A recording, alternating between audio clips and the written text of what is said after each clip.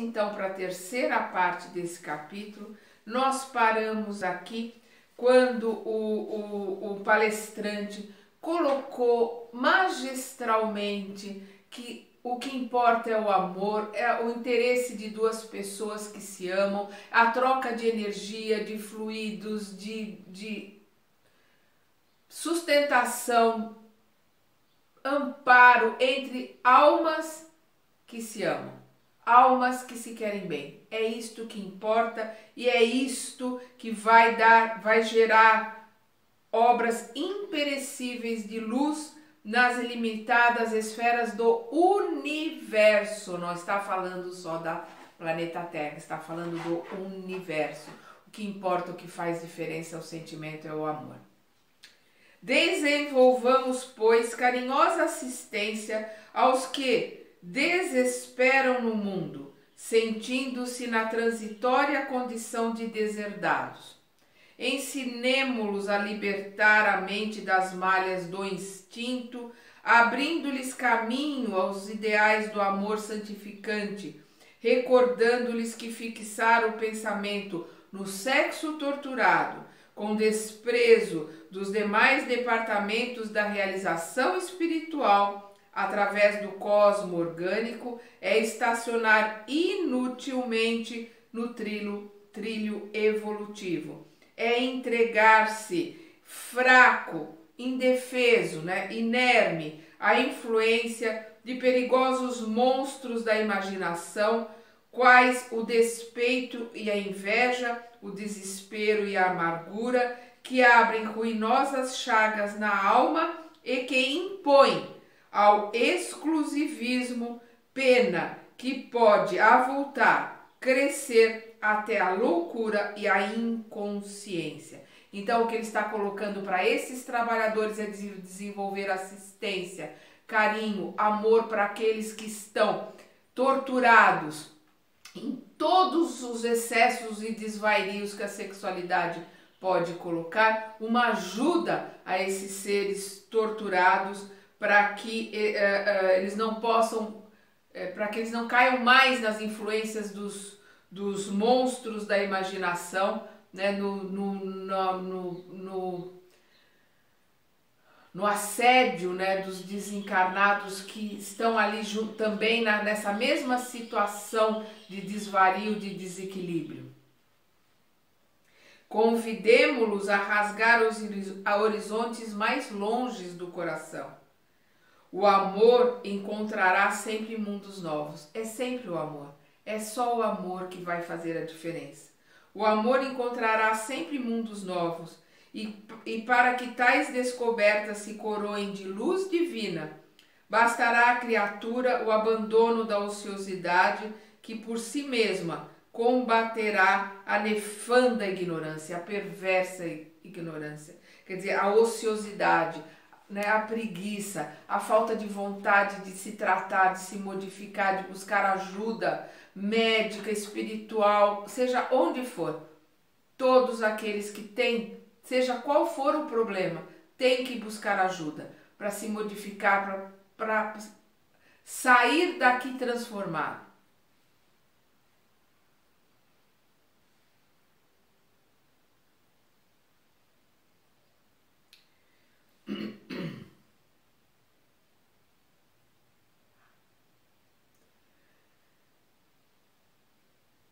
Convidemo-los a rasgar horizontes mais longes no coração. O amor encontrará sempre mundos novos. E para que tais descobertas se coroem de luz divina, bastará à criatura o abandono da ociosidade que por si mesma combaterá a perversa ignorância.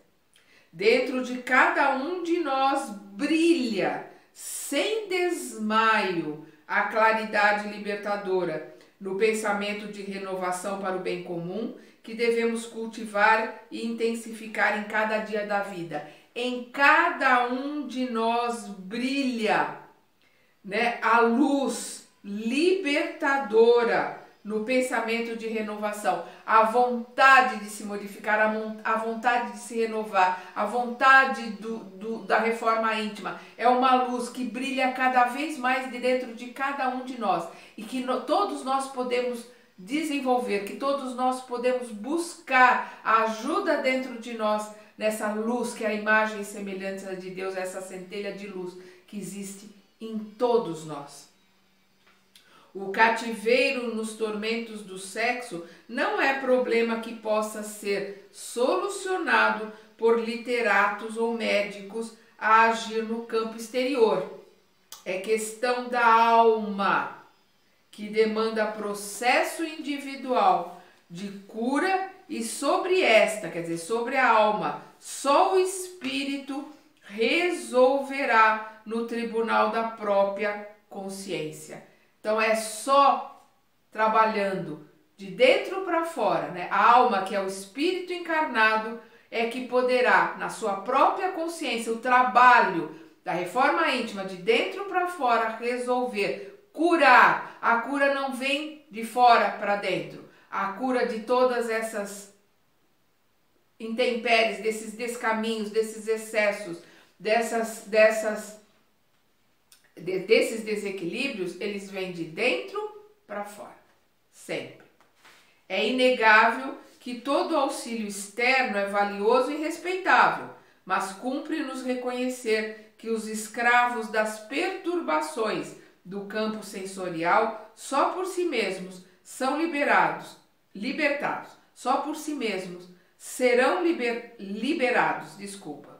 Vou repetir, é inegável que todo auxílio externo é valioso e respeitável, mas cumpre-nos reconhecer que os escravos das perturbações do campo sensorial só por si mesmos serão liberados, isto é, pela dilatação do entendimento, pela compreensão dos sofrimentos alheios e das dificuldades próprias, pela aplicação, enfim, abre aspas, amai-vos uns aos outros, fecha aspas, assim na doutrinação, como no imo da alma, né, no âmago, no íntimo da alma, com as melhores energias do cérebro e com os melhores sentimentos do coração.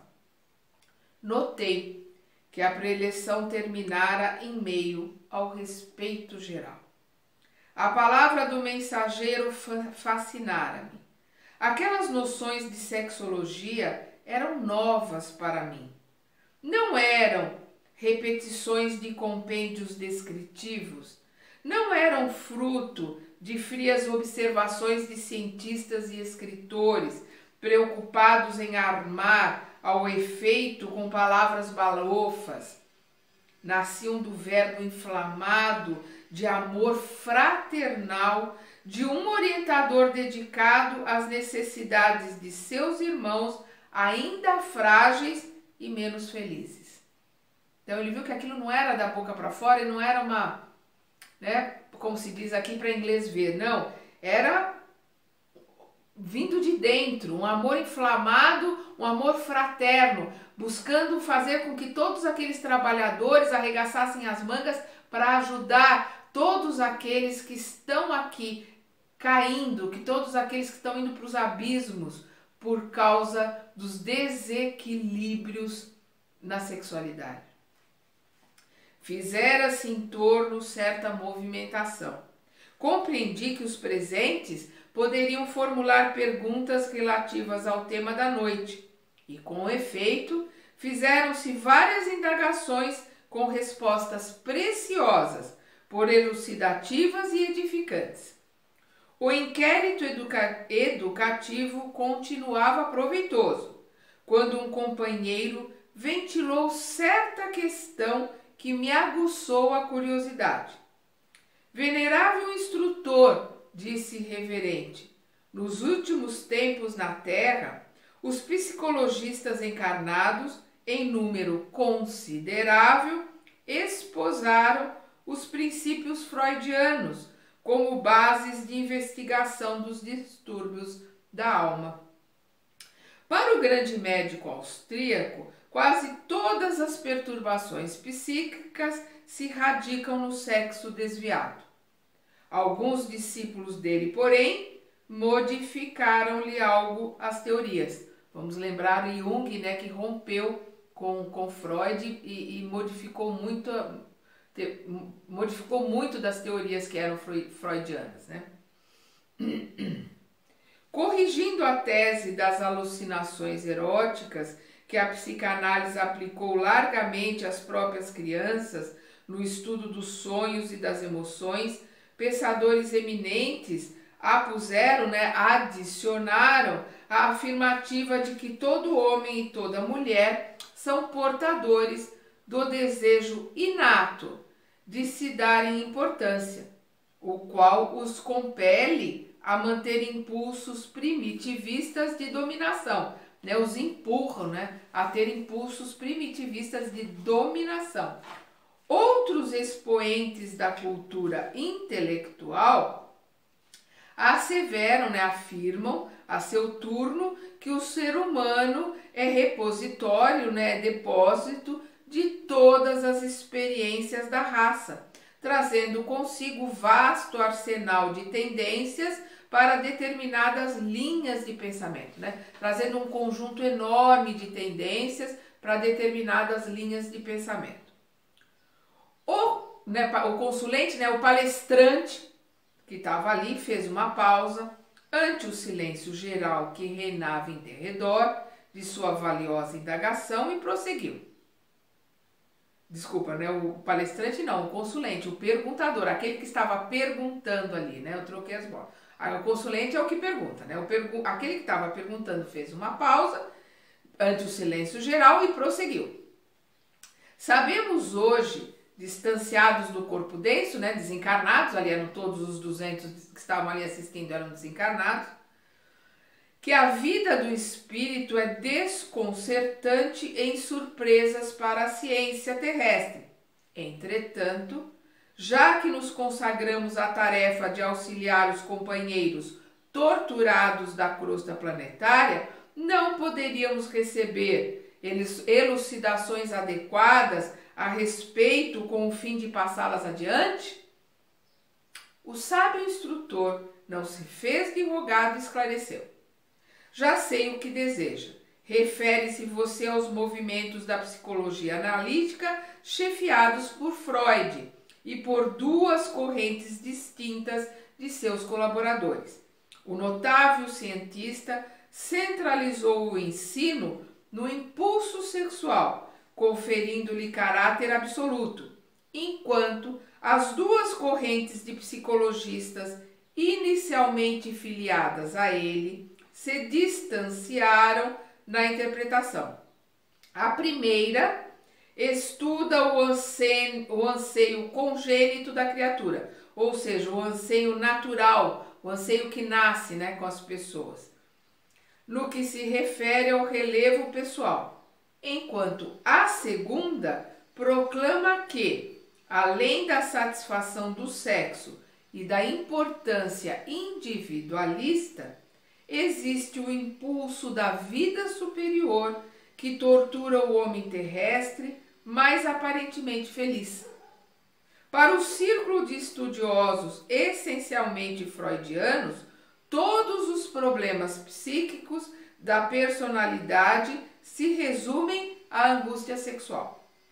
Para a grande parte de seus colaboradores, as causas se estendem à aquisição de poder e à ideia de superioridade. Diremos por nossa vez que as três escolas se identificam portadoras, todas elas de certa dose de razão. Faltando-lhes, todavia, o conhecimento básico do reencarnacionismo. Representam belas e preciosas casas dos princípios científicos, sem, contudo, o telhado da lógica. Não podemos afirmar que tudo nos círculos carnais constitua sexo, desejo de importância e aspiração superior. No entanto, Chegados à compreensão de agora, podemos assegurar que tudo na vida é impulso criador. Todos os seres que conhecemos, do verme ao anjo, são herdeiros da divindade, porque nós somos herdeiros da divindade do átomo ao arcanjo. Vamos lembrar o livro dos Espíritos. Então está ele colocando aqui.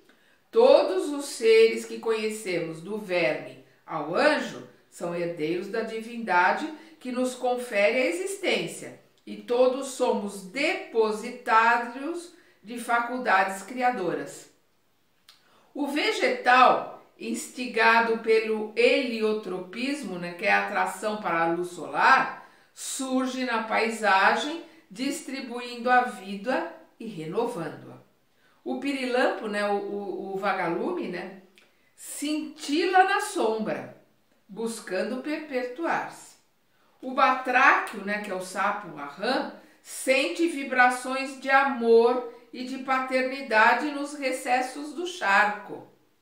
Aves minúsculas viajam longas distâncias, colhendo material para tecer um ninho. A fera esquece a índole selvagem ao lamber com ternura um filho recém-nato.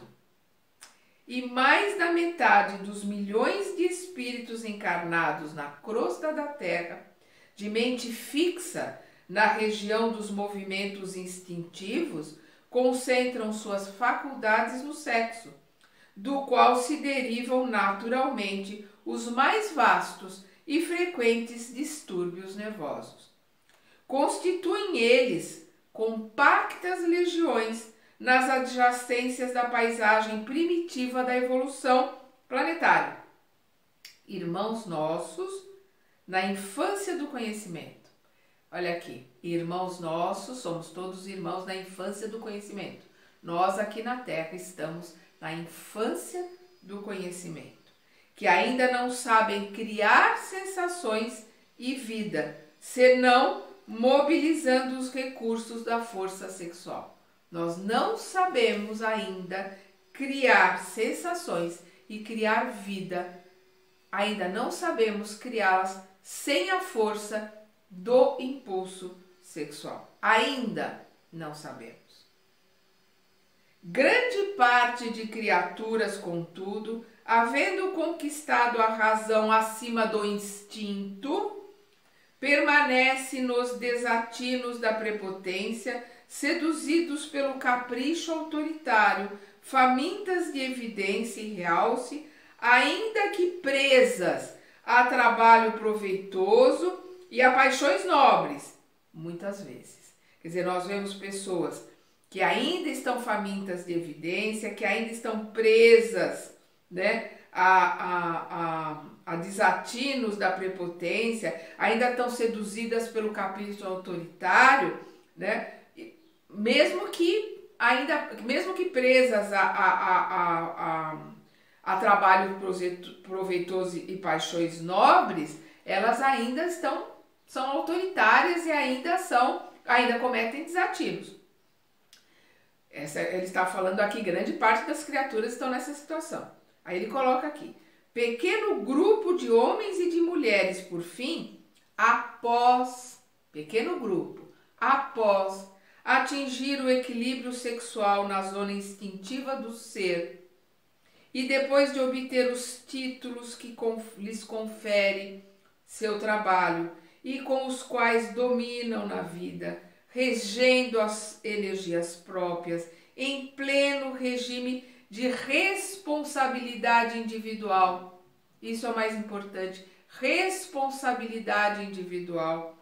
Passam a fixar-se na região sublime, na superconsciência, não mais encontrando a alegria integral no contentamento do corpo físico ou na evidência pessoal. Procuram alcançar os círculos mais altos da vida, absorvidos em idealismo superior, sentem-se no limiar de esferas divinas, já desde a estrada nevoenta da carne, à maneira do viajor que, após vencer caminhos ásperos na treva noturna, estaca, para, desajustado entre as derradeiras sombras da noite e as promessas indefiníveis da aurora. Então, o que ele está dizendo aqui?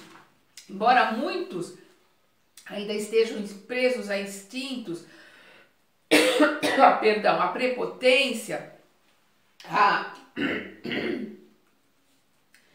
ideias pré-concebidas, alguns poucos já estão naquela fase, né, que saíram da sombra, estão começando a ver a luz do amanhecer. Perdão, já é sol a pino, já é luz do sol? Não, mas já estão entrevendo a aurora, já estão vendo o sol saindo, já estão saindo da escuridão, né? Já estão cumprindo seus deveres, mas não estão mais apegados às coisas, não estão apegados à matéria, não estão presos a títulos, não, os seus relacionamentos são de sentimento, são de amor, os afetos se transmitem por energia, por abraços, por carinho, por olhares, por cumplicidade, por estar junto, né? E estão olhando para o futuro, para a sublimação dos sentimentos, das ideias, perdão, para a elevação que os espera nos planos vindouros. Eles estão vendo a luz do sol que está começando a surgir e querem continuar caminhando até poderem ver o sol, verdadeiramente ver o sol. Então nós temos já um pequeno grupo que já está nessa bolha, né, de nova terra. Já estão mais preparados para começar a regeneração. Aí ele coloca, para esses que estão nessa nova posição, o sexo, a importância individual e as vantagens do imediatismo terrestre são sagrados pelas oportunidades que oferecem aos propósitos de bem fazer. Então, entretanto, no santuário de suas almas resplandece nova luz. Então eles colocam aqui, para esses, o sexo, a importância individual e as vantagens do imediatismo terrestre são sagrados pelas oportunidades que oferecem aos propósitos de bem fazer. Quer dizer, essas colocações são sagradas, porque oferecem a eles a oportunidade de fazer o bem, de fazer as coisas certas, de participar do progresso. Vamos lembrar lá a prece de Cáritas. Dai-nos força de ajudar o progresso a fim de subirmos até vós. Então, para eles é sagrado, o sexo é sagrado, o realizar coisas, o trabalhar é sagrado, porque é a oportunidade de fazer o bem, e fazer o bem bem feito, né? De realizar as coisas bem feitas. Entretanto, nos santuários de suas almas resplandece nova luz. Dentro de si, nas suas almas, a luz está começando a resplandecer. A razão particularista converteu-se em entendimento universal. Saiu do eu, o para mim, para o nós, para todos. Cresceram-lhes os sentimentos sublimados na direção do campo superior. Pressentem a divindade e anseiam pela identificação com ela. Então, pressente os trabalhadores do bem, pressente aqueles que estão ali ajudando a se modificar, pressentem a divindade e querem cada vez mais se identificar com a divindade, através do esforço, do trabalho, da vontade, da transformação. São os homens e as mulheres que, havendo realizado os mais altos padrões humanos, se candidatam à angelitude. São esses que se candidatam a progredir até chegar no ponto da angelitude. De um modo ou de outro, porém, tudo isto são sempre as faculdades criadoras herdadas de Deus, em jogo permanente nos quadros da vida. Todo ser é impulsionado a criar. Todo ser, todo aquele que foi criado, é impulsionado a criar na organização, conservação e extensão do universo. É nossa obrigação, nós somos criados, nós temos a obrigação de criar, preservar e trabalhar pelo progresso do universo. Não é só da Terra, é do universo. Eu vou repetir.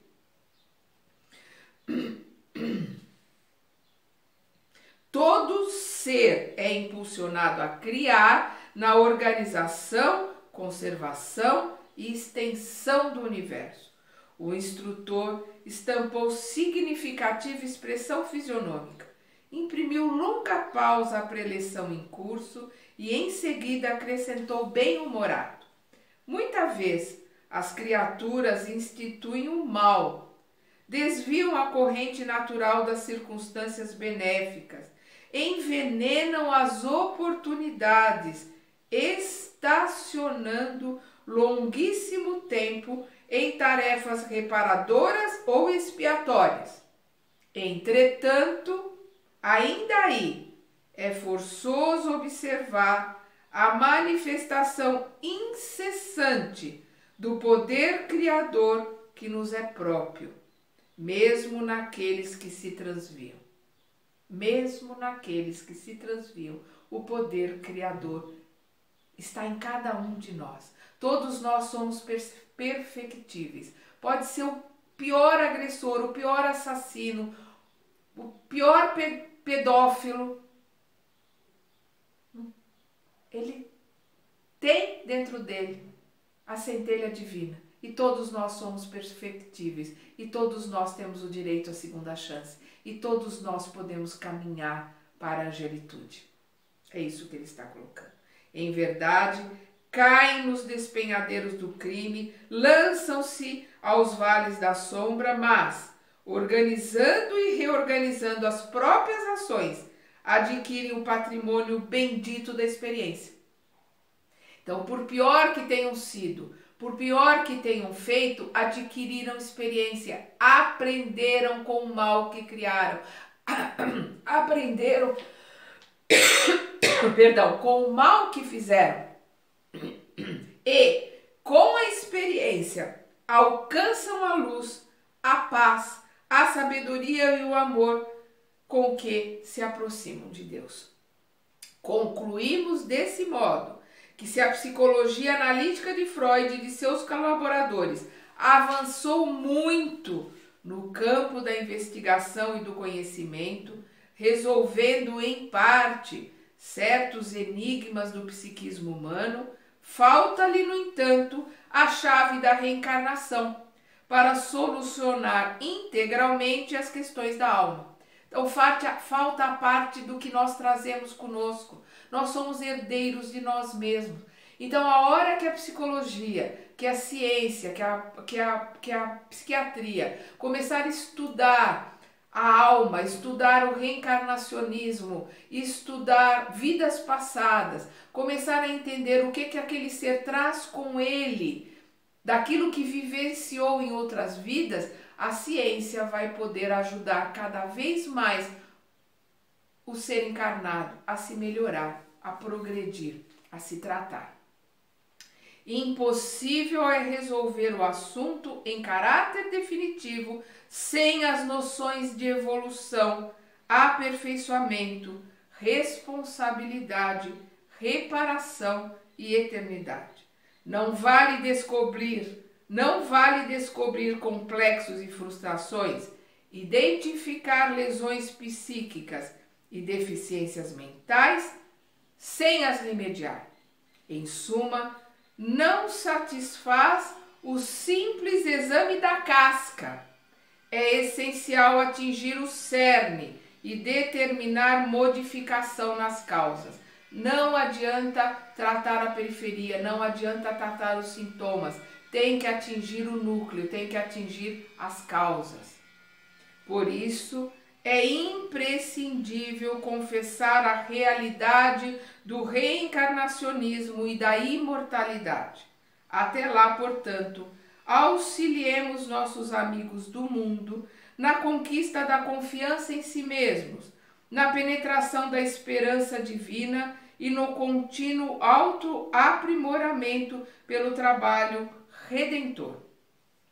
Calou-se o emissário sorridente. Outras perguntas surgiram interessantes e oportunas, obtendo respostas claras e edificantes, com real proveito para todos os ouvintes. Encerrada a reunião, retirei-me em silêncio, André Luiz falando, né? Retirei-me em silêncio ao lado de Calderado, que também se recolhia, como a reter a luz reveladora dos conceitos ouvidos. Não sei o que pensaria o prestimoso assistente, submerso em funda meditação. Reconhecia tão só que, por minha vez, descobrira novo campo de conhecimento na província da sexologia. Daquele momento em diante, outras noções de amor desabrochavam-se-me na consciência, iluminando-me o ser. Então, é este o caminho, é o amor. É o amor, é a fraternidade, é a tolerância, é a benevolência, é a empatia, é o se colocar no lugar do outro, que vai fazer com que a gente possa ajudar, com que a gente possa fazer parte das forças do bem, das forças que fazem a diferença, daqueles que estão aqui trabalhando para a modificação e a melhora do planeta, do universo, dos encarnados e dos desencarnados que fazem parte desse universo. Vamos continuar estudando e aprendendo no próximo capítulo.